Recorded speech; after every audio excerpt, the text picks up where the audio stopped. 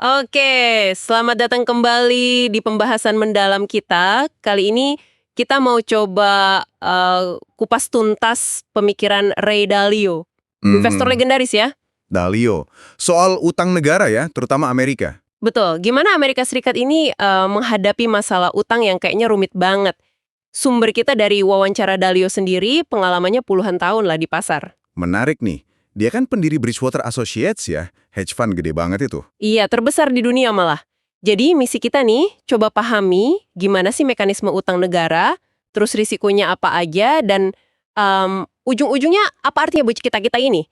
Dalio ini kan belak-belakan juga ya, termasuk soal kesalahan dia sendiri. Mari kita bedah yuk. Oke, siap. Nah, Dalio kan mulai dari dasar ya, katanya utang negara itu mirip-mirip lah sama utang pribadi atau perusahaan gitu kan ya. Iya, secara konsep mirip. Tapi ada dua beda kunci katanya. Penting banget nih. Oh iya, apa tuh bedanya? Pertama, negara itu bisa ya cetak uang sendiri. Kedua, negara punya kuasa buat narik pajak.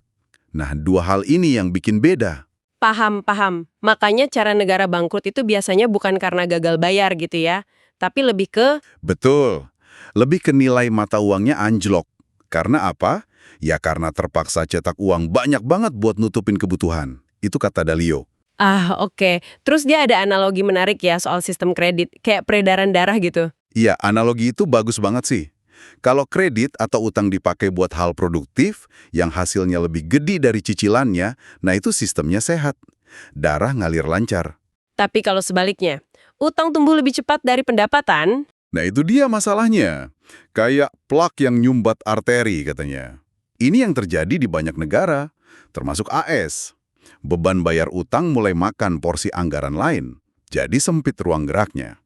Kalau kita kerucutin ke AS nih, yang jadi sorotan Dalio, ada isi supply demand utang ya, pasokan sama permintaan. Iya, ini krusial. Pemerintah AS itu tahun depan perlu jual surat utang sekitar, berapa ya kemarin angkanya? 12 triliun dolar.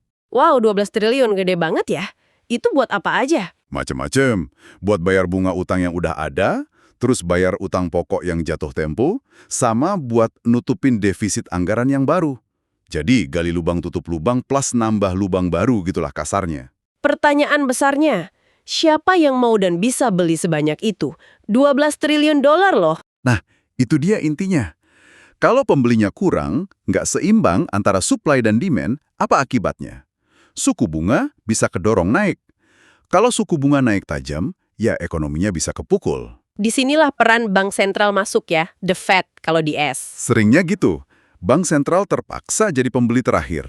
Caranya, yaitu tadi, cetak uang baru buat beli surat utang pemerintah. Intervensi pasar lah istilahnya. Kalau lihat angka-angka AS sekarang, gimana? Beneran mengkhawatirkankah? Cukup bikin merinding sih kalau lihat detailnya. Belanja pemerintah kan sekitar 7 triliun dolar setahun. Tapi pendapatan pajaknya cuma 5 triliun. Wah, tekor 2 triliun ya? Artinya belanjanya 40% lebih gede dari pemasukan dong? Persis. Dan motong belanjanya itu, wah susahnya minta ampun. Kenapa?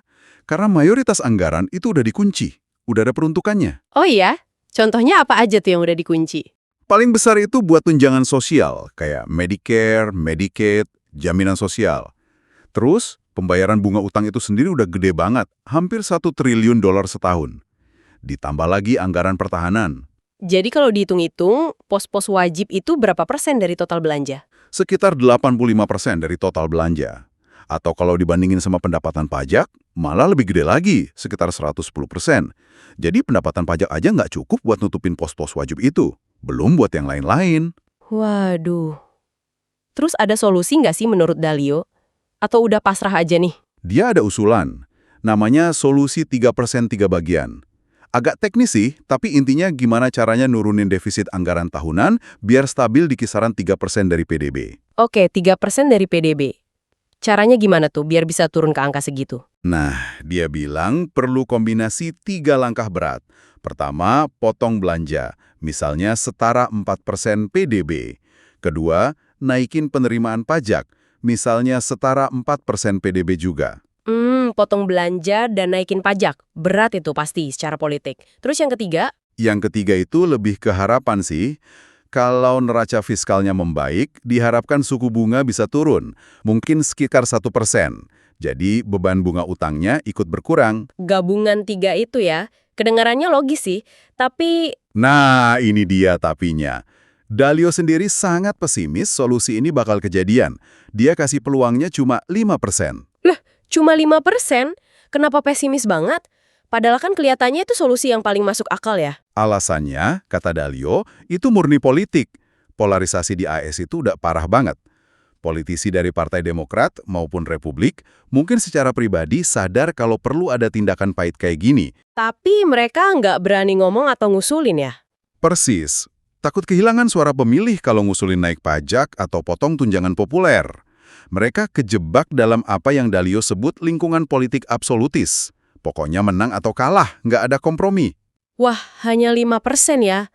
Ini jadi bikin deg-degan. Kalau solusi ideal itu nggak jalan, terus skenario yang paling mungkin terjadi apa dong menurut Dalio? Konsekuensinya apa nih buat kita? Skenario yang paling mungkin terjadi, kata Dalio, ya jalur yang paling gampang secara politik, yaitu terus cetak uang. Nggak perlu keputusan sulit kan kalau cuma cetak uang. Iya juga. Tapi konsekuensinya apa kalau terus-terusan cetak uang? Yaitu tadi, devaluasi nilai mata uang. Dolar AS nilainya bakal turun. Bukan cuma dibanding mata uang lain ya, tapi juga dibanding aset real. Contoh paling jelas ya emas. Jadi nilai uang kertas kita makin lama makin kurang berharga gitu ya. Terus suku bunga gimana? Kemungkinan suku bunga juga akan ditekan biar tetap rendah secara artifisial. Biar beban bayar utang pemerintah nggak makin berat. Situasinya jadi mirip-mirip era stagflasi tahun 70-an dulu. Inflasi tinggi, tapi pertumbuhan ekonomi mandek. Wah, stagflasi itu kombinasi yang nggak enak banget ya. Ada resiko lain nggak? Risiko terbesarnya, kata Dalio, kalau dinamika ini cetak uang, devaluasi, suku bunga rendah, terjadi pas ekonomi lagi resesi. Nah, itu bisa bahaya banget. Defisit anggaran bakal makin bengkak dan bisa memicu ketegangan sosial sama politik yang lebih parah lagi. Oke, cukup jelas gambarannya. Jadi kalau kondisinya berpotensi ke arah sana, apa saran Dalio buat kita nih sebagai individu atau mungkin investor? Gimana cara menghadapinya? Kunci utamanya, seperti biasa dari investor kawakan, diversifikasi. Jangan taruh semua telur di satu keranjang. Itu prinsip dasar banget. Diversifikasi kemana aja contohnya? Dia nyebutin spesifik, itu obligasi yang terproteksi inflasi. Kalau di AS, namanya TIPS, Treasury Inflation Protected Securities. Kenapa? Karena obligasi jenis ini dirancang buat ngasih imbal hasil di atas inflasi. Jadi nilai real uang kita relatif terjaga. Selain obligasi anti-inflasi itu, ada lagi? Ada. Dia juga rekomendasikan alokasi ke emas. Sekitar 10-15% dari portofolio katanya cukup bagus. Emas ya? Kenapa emas spesifik disebut apa bedanya sama aset lain? Dalio lihat emas itu sebagai semacam uang alternatif, penyimpan nilai yang udah terbukti ribuan tahun. Beda sama uang kertas atau aset finansial lain, emas itu nggak punya resiko counterparty. Maksudnya resiko counterparty gimana tuh? Nilainya emas itu nggak tergantung sama janji bayar dari pihak lain. Emas ya emas aja, barang fisik. Beda sama obligasi yang tergantung sama kemampuan penerbitnya bayar utang, atau saham yang tergantung kinerja perusahaan. Oh, oke. Jadi lebih aman dalam kondisi tertentu ya. Menarik juga kalau bank sentral global juga pada borong emas sekarang. Betul, itu poin penting juga. Bank sentral banyak negara sekarang lagi nambah cadangan emas mereka. Tujuannya ya diversifikasi juga, mengurangi ketergantungan sama dolar AS dan surat utang pemerintah AS. Apalagi ada kekhawatiran geopolitik, soal sanksi dan lain-lain. Oke, jadi kalau kita rangkum nih ya, intinya Amerika Serikat lagi hadapi tantangan utang yang gede banget, solusi teknisnya ada, tapi kayaknya susah banget jalan karena mentok di politik, gitu ya? Iya, kurang lebih gitu. Dalio khawatir ujung-ujungnya bisa ke pelemahan nilai dolar dan potensi gejolak ekonomi, bahkan sosial. Nah, buat kita sebagai individu, kuncinya berarti siap-siap dengan diversifikasi aset.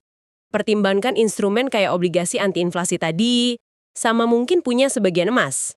Betul sekali. Itu saran praktisnya.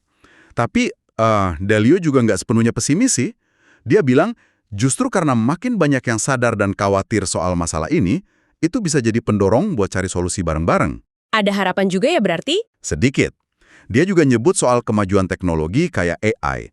Itu diharapkan bisa bantu ningkatin produktivitas ekonomi ke depan.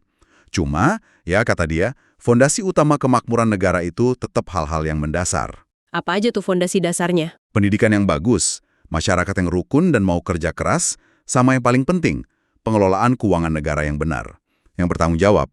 Artinya, dalam jangka panjang, pendapatan negara ya harus lebih besar dari pengeluaran. Sesimpel itu sebenarnya. Kembali ke dasar ya, ini jadi ninggalin satu pertanyaan buat kita renungkan mungkin ya. Tadi kan disebut politisi itu enggan ambil langkah sulit karena takut sama pemilih. Iya, itu dilema klasik demokrasi kayaknya. Nah, pertanyaannya buat kita sebagai warga negara, sejauh mana sih kita siap buat nuntut akuntabilitas, nuntut solusi jangka panjang dari pemimpin kita, meskipun mungkin solusi itu pahit atau nggak enak buat kita dalam jangka pendek. Sesuatu buat dipikirkan masing-masing lah ya. Benar sekali. Pertanyaan yang bagus untuk menutup diskusi kita kali ini.